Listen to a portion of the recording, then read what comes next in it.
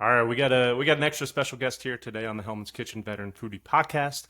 I'm Stephen Hellman, your host here. We got Jordan Foley, active duty Navy officer, who runs Let's Chow, which is this phenomenal organization. I'm pretty pumped to talk to him about. So welcome to the show, Jordan.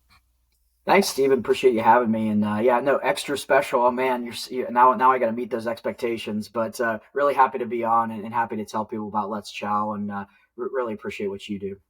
Yeah, no, absolutely, absolutely. And it's funny, we got connected on LinkedIn a few weeks ago or so.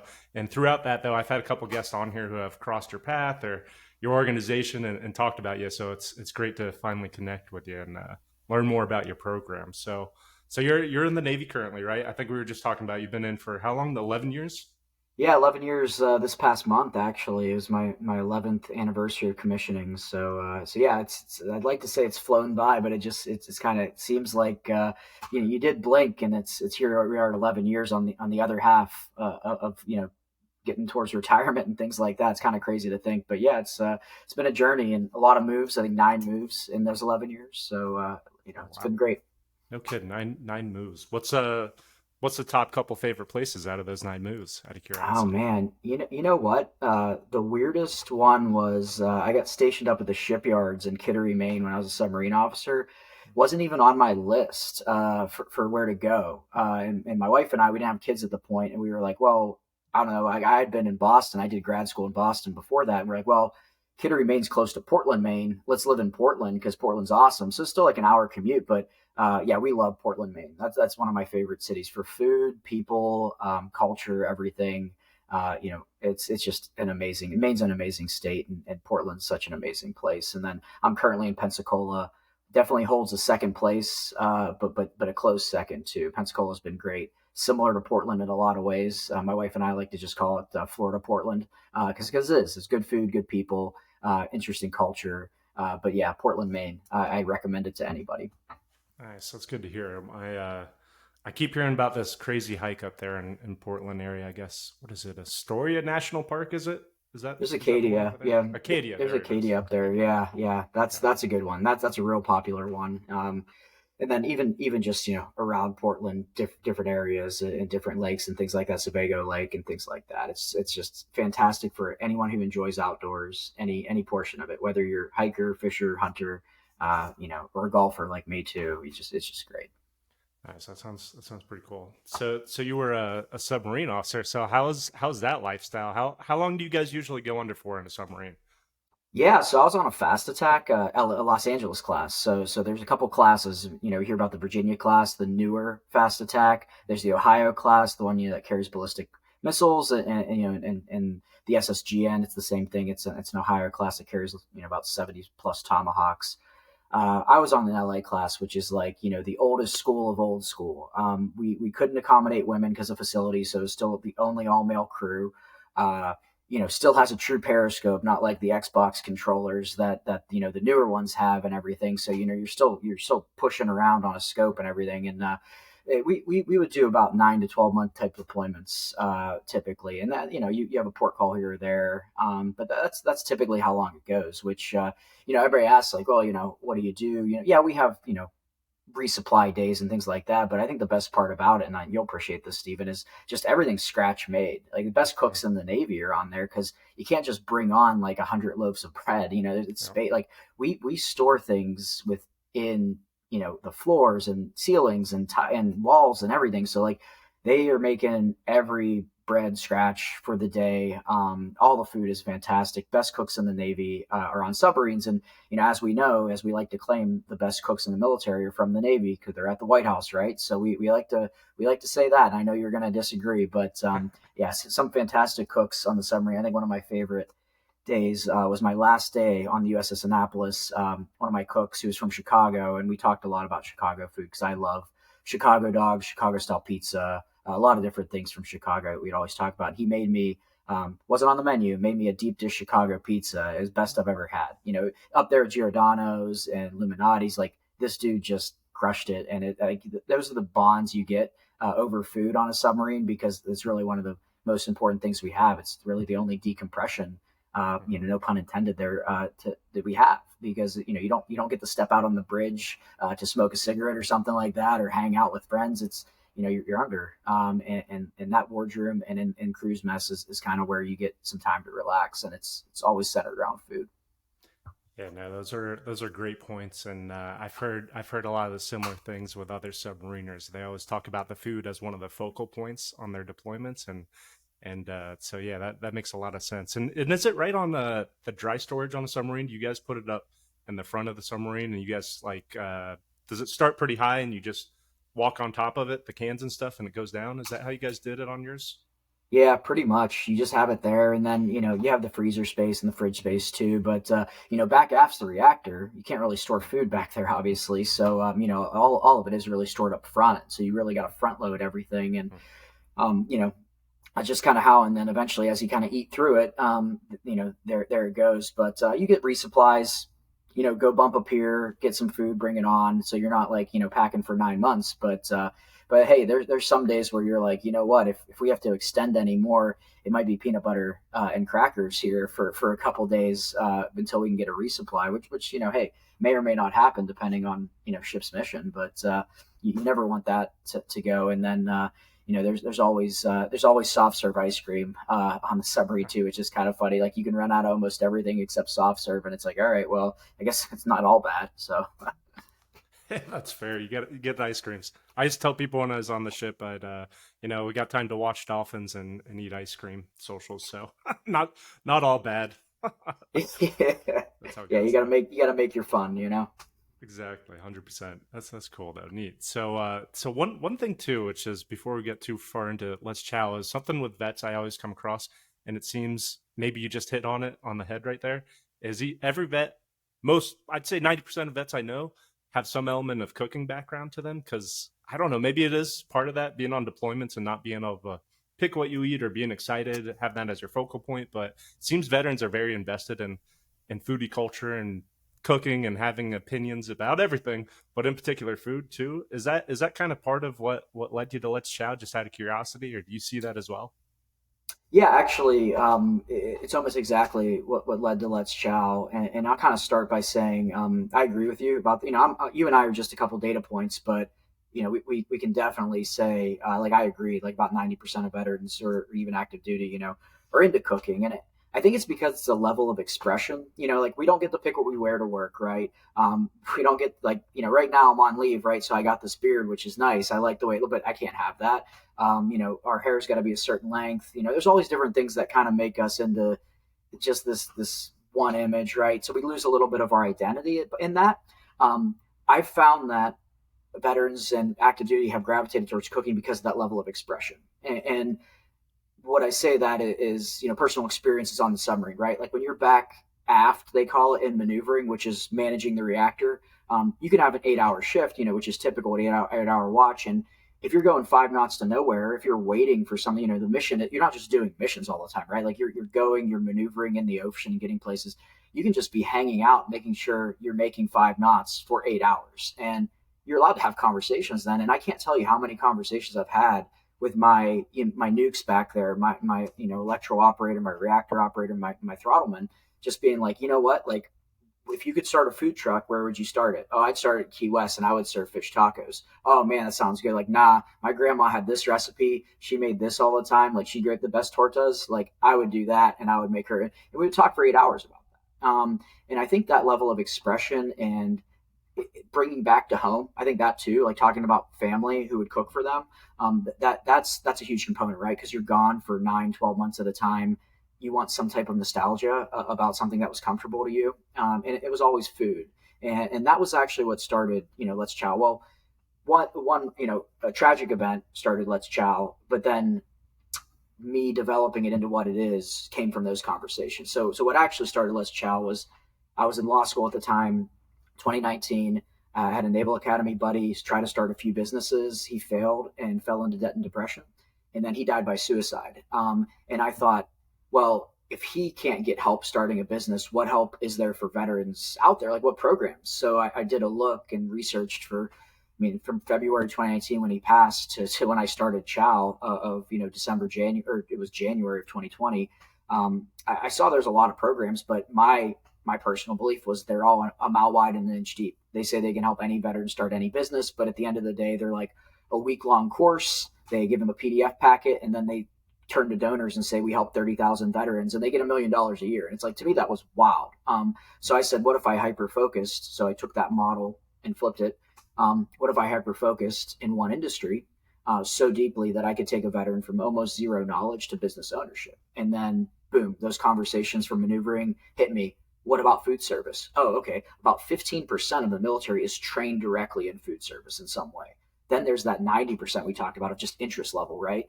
So I said, well, how do we do this? How do we create a perfect training environment at a low cost?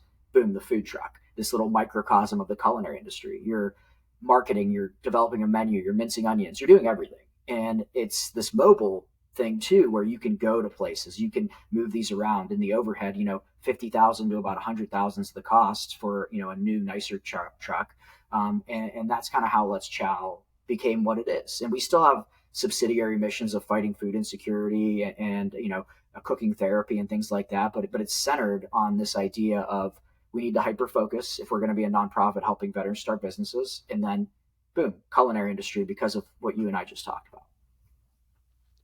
Yeah, that all makes a ton of sense, and I've 100% had those similar conversations on the ship where you got nothing but downtime. And you're talking about, oh, when they get out, what are you going to do? And 9 times out of 10, it's I'm going to start my own business. I'm going to do this. I'm going to do that. And I think that also stems from that idea of perception of being able to make your own decisions, not working for people, and going out on your own, right? So I love the culinary element to it. Obviously, I'm biased since I was cook, but yeah, tell me more about Let's Chow. What's the fundamentals? How's it go? A to Z. What do vets need to know about it?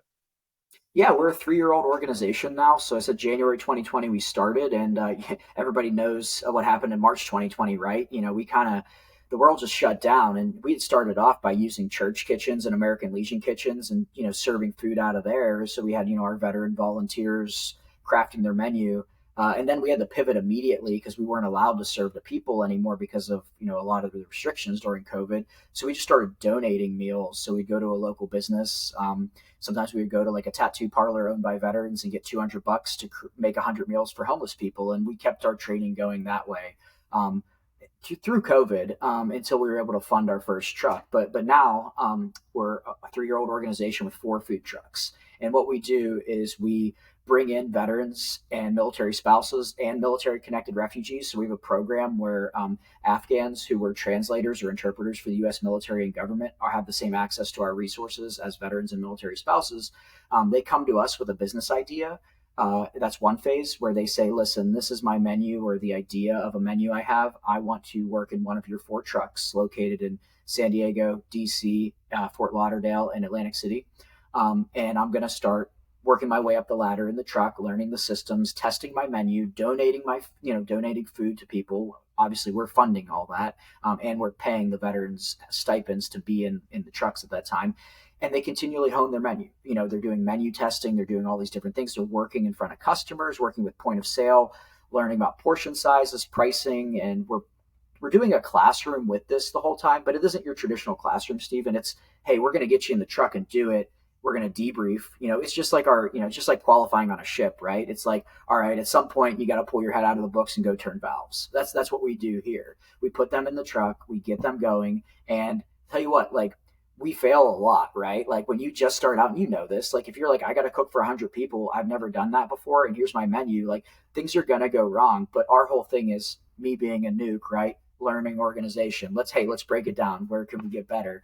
And they do. We do see a high trajectory of improvement. But if you have that idea, if you're a veteran or you qualify for one of the categories I talked about, you could come in with your business idea, and we're going to start you up wherever you are, right? If you've been serving out of some type of kitchen in a DoorDash method at a ghost kitchen and you've been doing that for years, we'll take you to the next level too. But if you're like, hey, I just have a general idea and I think I want to do, well, for example, Spanish tapas, which we have in Atlantic City, and we're like, all right, that sounds complex, but like, let's roll with it. And we've been training that Army veteran through our truck to craft this menu. That's one way. Another way to get involved is you're like, you know what, like I just like to volunteer my time and serve food to people in need. And I don't mind standing in front of a hot grill and doing some stuff. And you can essentially be what we would call a line cook for one of the veterans who are creating their business. And you help that veteran because, well, they need to teach people their system. So it's good practice for them to teach others their system and, get things going.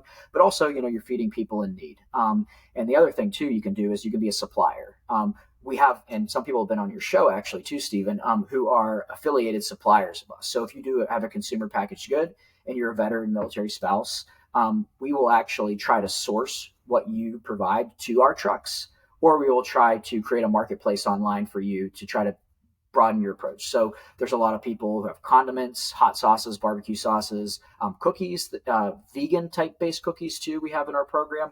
We will bring that to the trucks, and that comes from our first, really one of our first conceptions, ideas was, hey, like there's farm to table, which is a cool concept, right? The whole idea of farm to table is to tie you to the product, right? Like it's sustainability. It's, hey, I want to know where it came from so I can cherish this more. There's less waste. But it turned into this now, like, I don't know, like I would almost say like high class thing where it's like the restaurant comes at you and it's like, the chicken you're eating was named Dan and it grew up in this farm and it had 6 friends. And it's like, okay, like that's not what farm to table is supposed to be.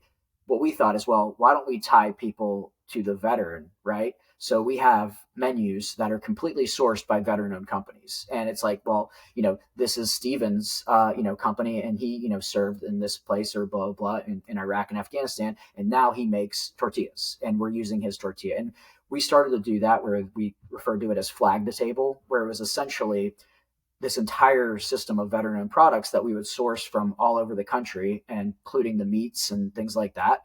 And even microgreens, for example, from an Air Force veteran in Annapolis. And it was just this whole menu based on veteran-owned products. And we laid that out to customers and they loved it. And that's how we've incorporated people who are like, you know what, I don't want to be in a truck, but I have this great product and I want to sell it. So it was like, okay, we'll buy it and we'll market it for you. And then, also volunteers. We love having as many volunteers as we can because they help. And then also, the business starters. But, our biggest thing is getting anybody involved, however they feel. And we like to think we have a lot of on ramps and off ramps as an organization. So it's not your traditional school. We don't have semesters. There's no start date. There's no end date. It's always based on you and what you want to do. We have people who want to do brick and mortars. They're on a longer track because it's going to take a lot longer to hone their skills in the truck. We have people who just want to do trucks. And we have people who actually just want to gain enough skills to go be line cooks, and they didn't want to pay to go to culinary school. They just wanted to get paid from us so they can go get the skills and go, and we provide them a certificate program to go, whether it is, go work for someone or do something like that. And that's why we partner with community colleges too, is to, professionalize that certificate program. Wow, so involved. Curious too, out of the amount of people who volunteer their time cooking on the trucks or learning their way up, do they come in with much of a culinary background, or some of them starting like, I'm not even sure how to dice an onion properly, just out of curiosity? It's kind of varied, and we like to say, hey, we like zero knowledge business ownership, right? That's us. Mm-hmm. So we figure it out online, and people can check this out now. We have 10 free digital lessons on foods like ServSafe sanitation that'll get you ServSafe certified, and knife method. There's some knife skills, and there's some different things, and that's essentially equivalent to a 3-credit community college culinary class, and we provide that for free online. And if we know somebody needs that training, we will start them off there. Everybody's ServSafe with us, so we'll get everybody ServSafe certified. But we're saying, listen, if you never diced an onion, if you don't know, food safety generally, you need to start here, and they do. And if they work their way through, then they gain access, and they get a stipend for that. We pay for the, because it's all at home, right? So we pay for the goods that they buy, the groceries and stuff to do these 10 1-hour lessons. But yeah, we basically will say start here. And then the people who have experience, for example, the 10-year culinary specialists from the Navy, who, we don't say, you got to start here, because, that would be, to me, that's exactly it's the opposite of what we meant to be, right? Like, we're not a school. We don't say we start in August and we end in December, and then we start in January, end in June. Like, absolutely not. People rotate from the military all the time. People have lives outside of this. We're not going to base our curriculum off of some archaic semester-based thing, right? Like, so that's the big thing is, and we're also not going to say like, well, you have to do all of these credits to get what you like. We will validate them up to a certain point where we feel comfortable. So we've had people as advanced as, like I said, like running a ghost kitchen DoorDash company for years to then moving into the truck like we do in San Diego with our Filipino street food.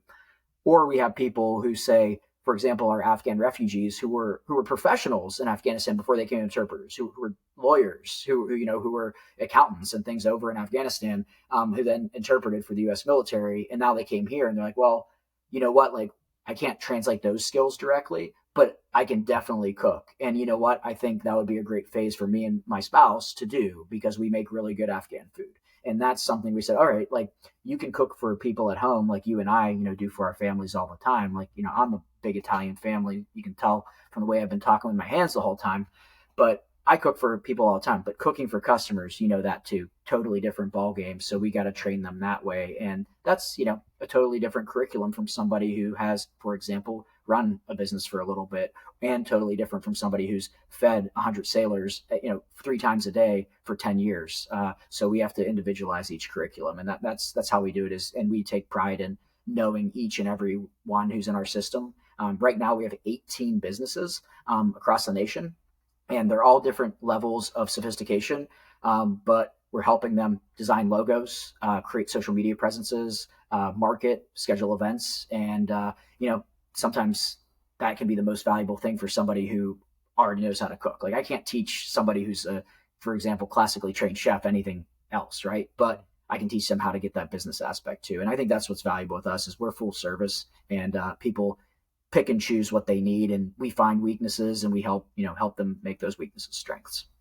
Yeah, it sounds like a great program right there, since you kind of play to people's strengths and weaknesses, right? Is what it sounds like, which is pretty interesting too. And I love how inclusive you guys are of welcoming like military dependents, for instance.